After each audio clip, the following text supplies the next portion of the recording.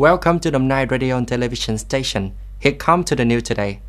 Yesterday, Prime Minister Phạm Minh Chính, head of National Steering Committee for COVID-19 Prevention and Control, chaired a national online meeting of steering committee with localities. According to the Ministry of Health, Nguyễn Thành Long, the number of deaths from COVID-19 in the past week decreased by 12.1% compared to the previous week in 23 localities implementing social distancing. The pandemic situation is also gradually being controlled. Speaking at the meeting, Prime Minister Phạm Minh Chính praised the great efforts of the localities that have gradually controlled the situation. However, the pandemic is still complicated. Prime Minister asked not to be subjective, lose vigilant, and needs a roadmap to deploy vaccine passports.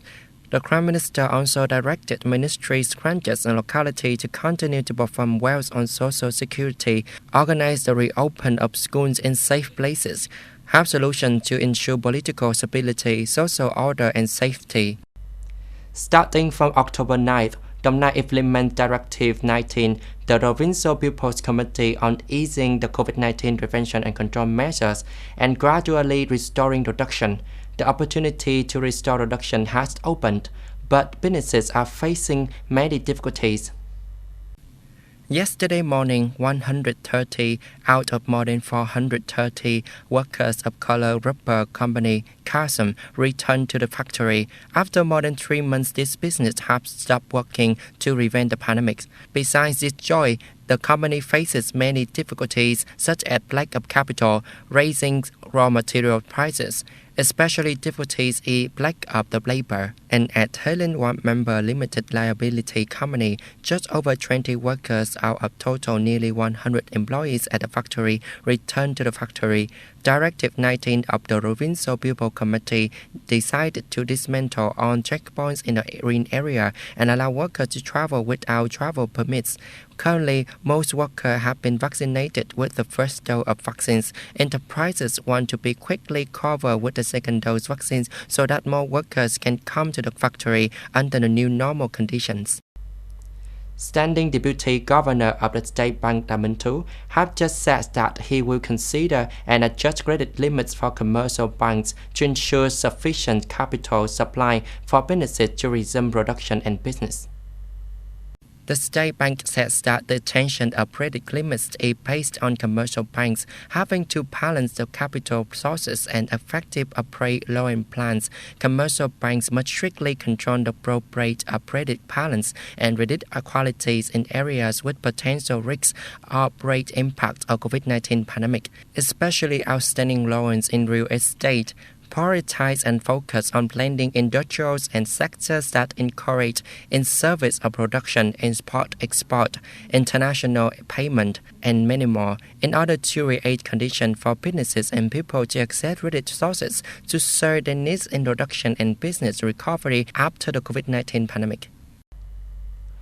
On October 9th, senior members of the Taliban and the U.S. representatives held talks in the Qatari capital, Doha. The meeting is scheduled to last for 2 days, October 9th and October 10th.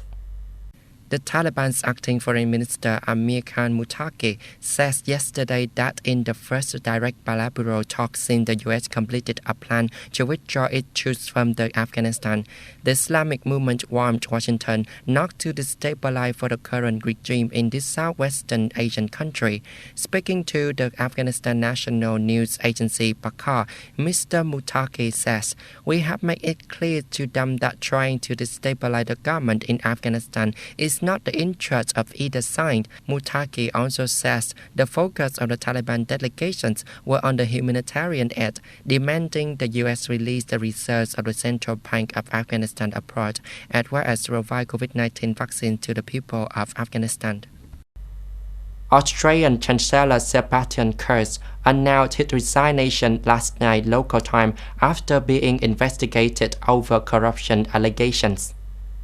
In a statement sent to the media, the politician of the Australian People's Party (OPP) announced his resignation and said he would nominate Foreign Minister Alexander Schallenberg, a veteran diplomat and also a member of the OPP, as the next Prime Minister. Mr. Kurtz is expected to maintain the position of the OVB chairman. The decision was made in the context of prosecutors investigating Mr. Kurtz and close associates for suspicion of corruption and abuse of trust. The investigation occurred of crisis in Australian government. That's all the news today. Thanks for watching it. Have a good time. Goodbye.